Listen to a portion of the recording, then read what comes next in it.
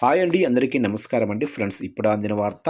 ఇక ఉద్యోగులకు జీతాలపై ప్రభుత్వం అదిరిపోయే గుడ్ న్యూస్ అంటూ అప్డేట్ అయితే రావడం జరిగిందండి. ఏపీలోనే ఉద్యోగులకు సంబంధించి. అయితే ఇందుకు సంబంధించిన వివరాలు అయితే మన వీడియోలో తెలుసుకుందామండి. వీడియో మాత్రం పూర్తి వరకు చూడండి ఫ్రెండ్స్. అప్పుడే మనకి పూర్తి సమాచారం అయితే తెలుస్తుంది. లేట్ చేయకుండా టాపిక్లోకి వెళ్ళిపోదాము. ఇక ఆంధ్రప్రదేశ్ ప్రభుత్వ ఉద్యోగుల జీతాల చెల్లింపులపై ఆర్థిక శాఖ కీలక నిర్ణయం తీసుకుంది. ఇకపై ప్రతి నెల 1వ తేదీనే ఉద్యోగులకు జీతాలు జమ చేయాలని స్పష్టమైన ఆదేశాలు జారీ చేసింది.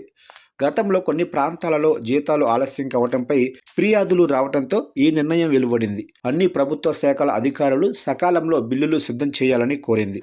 ఉద్యోగులు ఎలాంటి ఆర్థిక ఇబ్బందులు పడకుండా చూడటమే ప్రభుత్వ ప్రధాన లక్ష్యంగా ఉంది.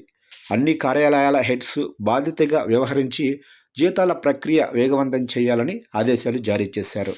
ఇక రాష్ట్రంలోనే వివిధ కార్యాలయాలు జీతాల బిల్లులను వెంటనే ఐఎఫ్ఎంఎస్ వెబ్సైట్లో అప్డేట్ చేయాలని ఆర్థిక శాఖ తెలిపింది. బిల్లులు సమయానికి పంపకపోతే సంబంధిత డీడీఓలపై శాఖాపరమైన చర్యలు తప్పవని హెచ్చరించింది. ప్రస్తుతం 3,900 మంది ఉద్యోగుల ఆధార్ వివరాలు ఇంకా అప్డేట్ కాలేదని గుర్తించారు.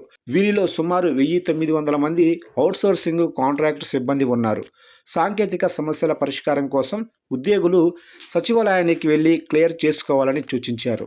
ఇక కేంద్ర ప్రాయోజిత పథకాలలో పనిచేస్తున్న దాదాపు 1,00,000 మంది ఉద్యోగుల జీతాల నిధులు రాబట్టాల్సిన బాధ్యత శాఖాధిపతులదే. ఈ ప్రక్రియ పర్యవేక్షణ కోసం ప్రణాళిక శాఖ ముఖ్య కార్యదర్శి గౌరవ్ ఉప్పల్ను నోడల్ అధికారిగా నియమించారు. జూలై 30 లోపు బిల్లులు పంపని పక్షంలో డీడీఓలే పూర్తి బాధ్యత వహించాల్సి ఉంటుంది. కాంట్రాక్ట్ అవుట్సోర్సింగ్ ఉద్యోగుల సేవా కాలం పొడిగింపు జరగడంతో బిల్లులు వెంటనే సమర్పించాలి. అధికారులు అందరూ సమన్వయంతో పనిచేసి ఉద్యోగులకు సకాలంలో వేతనాలైతే ఇవ్వాలని కీలక ఆదేశాలు జారీ చేశారు.